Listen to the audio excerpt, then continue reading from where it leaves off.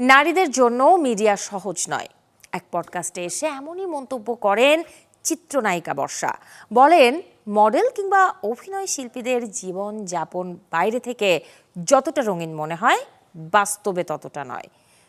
সিমরা Khan's podcast শোতে এসে ফেলে আসা সময়ের স্মৃতিচারণ করেন বর্ষা। বলেন, তখনও অনন্তর সাথে পরিচয় হয়নি তার, দাঁড়াননি চলচ্চিত্রের ক্যামেরার সামনে। মডেলিং এর শুরুর সময়ে পোশাকের ফটোশুট করতে গিয়েছিলেন রাজশাহীতে। দিনভর কাজ করে ফিরলেও এখন পর্যন্ত সে পারিশ্রমিক পাননি তিনি। এমন গল্প অনেকের জীবনে অসংখ্য রয়েছে। দীর্ঘ আলাপচারিতায় সংসার জীবন নিয়েও কথা বলেন বর্ষা। নারীদেরই সবাইকে ভালো রাখতে হবে, মন জয় করতে হবে, এমনটাই বিশ্বাসী নন তিনি। তার মতে নিজেকে ভালো রাখতে হবে সবার আগে, তবেই আশপাশ সুন্দর মনে হবে।